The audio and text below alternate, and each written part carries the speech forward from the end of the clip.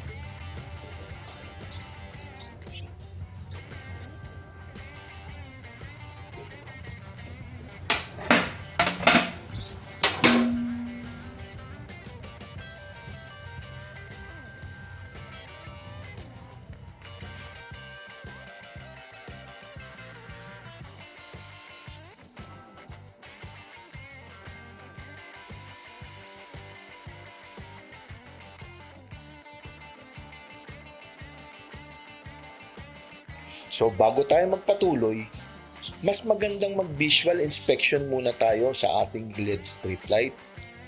Yan ay upang makatiyak tayo na walang tuklap, bali, o shorting ang ating power supply.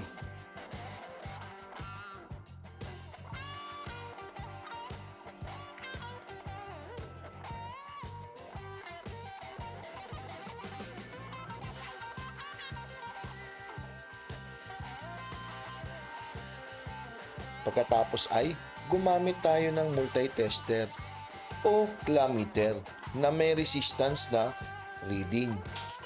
Iset natin sa ohms o continuity para ma-check natin kung may shorting ang ating power supply. Makikita nyo sa bidyong ito na may problema yung ating power supply. May reading siya ng 0. Ito ay palatandaan ng isang shorted na power supply. So, alam nyo na ang gagawin. Meron tayong mga online store na pwedeng bilhan. Lazada, Shopee, Amazon, AliExpress. Kung sinipag-sipag kayo, pwede na kayong tumakbo sa raon.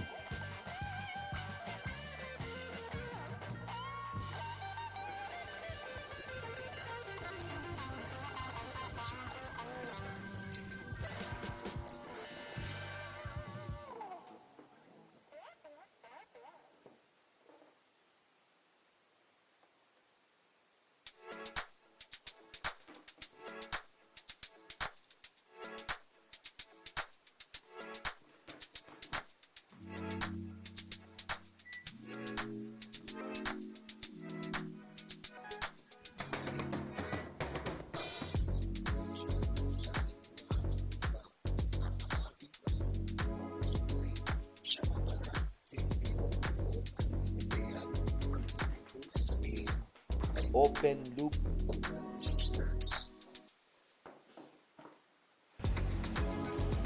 Mas maganda, ikabit ang power supply upang magamit sa pag-check ng ating LED strip light. DC po setting ha. So, ilalim nito ay positive. Babaw. Ingat lang po kayo kasi baka mag-short. Dinadukot natin siya. So, reading po ay 217 DC. Hold natin. Okay, pakita nyo.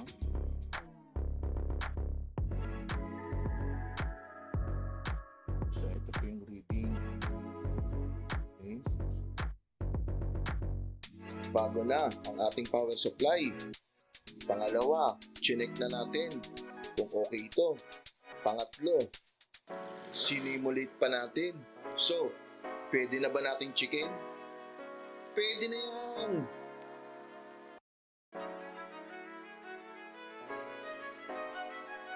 Ngayon, ikabit natin ang LED strip light para ma-check natin kung may problema ito.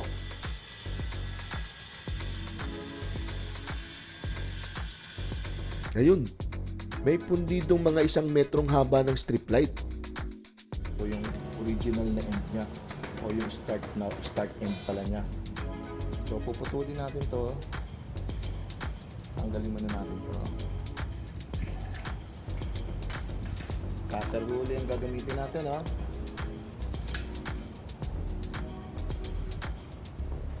Cutter huli ang gagamitin natin. Para malinis. Pagkatapos nating maputol, ay siguraduhin natin using our tester. Iset nyo lang ulit ito sa resistance. Pagkatapos makasigurado tayo na walang shorting ang LED strip light na ating pinutol, pwede na nating ikabit ito.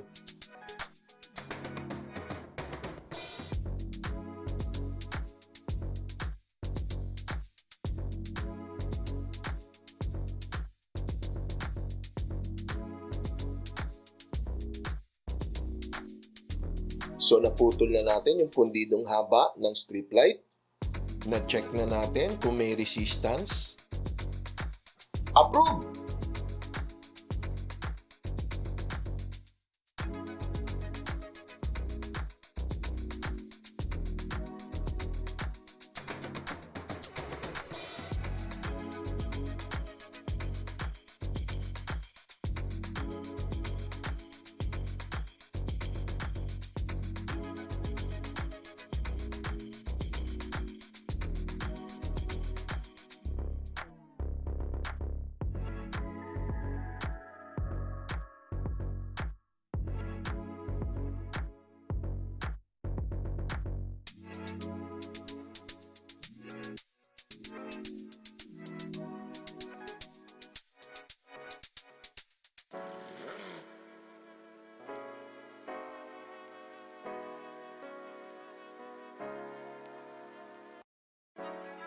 Ang dapat nating gamitin ay silicone.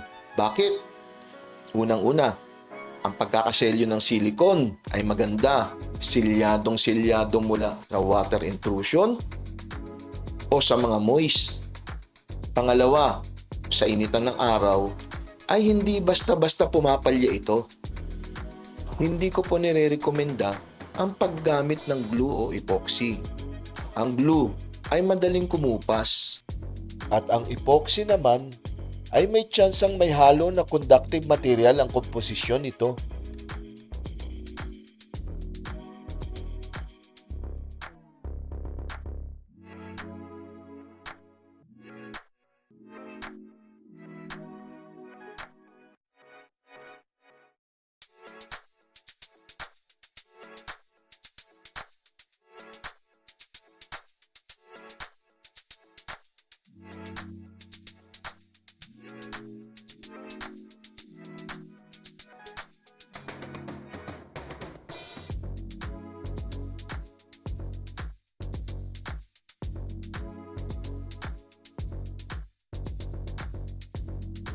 Kung meron kayong komento o dagdag na kaalaman na gusto nyo ibahagi, pwede nyo na i-type sa baba. Nga lang, huwag nyo kakalimutan na mag-like, mag-share, at mag-subscribe para ma-update ko kayo sa susunod nating project. Nais ko kayong pasalamatan sa pagtatapos ng bidyong ito. Nais ko rin kayong batiin ng Merry Christmas